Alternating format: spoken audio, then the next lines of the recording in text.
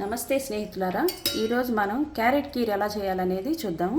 దానికి కావాల్సినవి పంచదార, పాలు 6 లీటరు, జీడిపప్పు, బాదం పప్పు, 2 యాలకులు, ఇవి 4 క్యారెట్ తీసుకున్నాను నేను.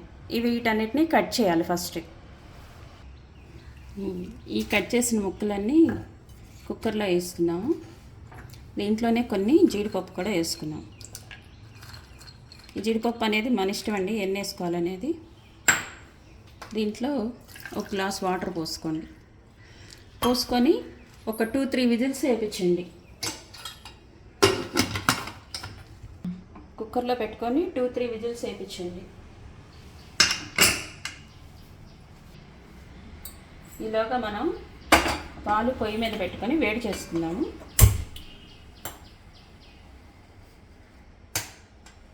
దీంట్లో కొంచెం వాటర్ కూడా కలుపుకోండి.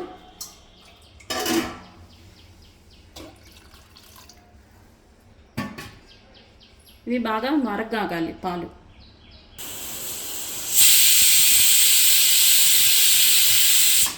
ఒక 3 విజిల్స్ వేసింది. దీన్ని ఆపేద్దాం. ఒక చిన్న బాండీ పెట్టుకొని దీంట్లో మనం డ్రై ఫ్రూట్స్ వేసుకున్నాం. 1 స్పూన్ నెయ్యి తీసుకోండి, సరిపోతుంది.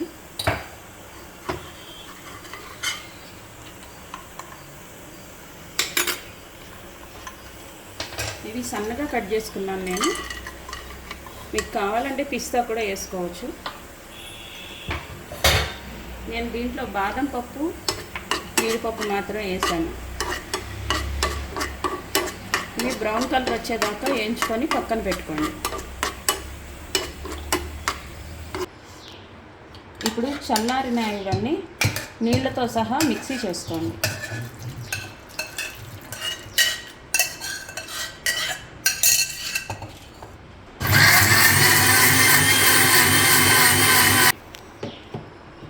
ఇలా పేస్ట్గా అవుతుంది.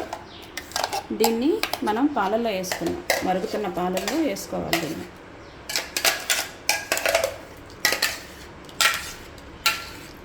క్యారెట్ తినడం ఇష్టం లేని పిల్లలందరూ ఇలా చేసి పెడితే బాగా ఇంట్రెస్ట్గా తాగుతారు క్యారెట్ కీర్. మీరు కూడా ట్రై చేయండి, పిల్లల కోసం చాలా బాగుంటుంది.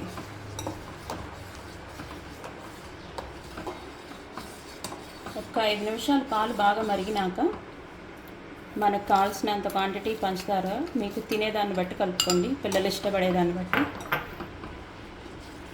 ఇట్లా మళ్ళీ ఇంకొక 5-6 నిమిషాలు మరగనివ్వండి. ఒక 5 నిమిషాలు అయిపోయింది కదా. ముందుగా మనం యాలకుల పొడి వేసుకున్నాం, దంచుకున్నది.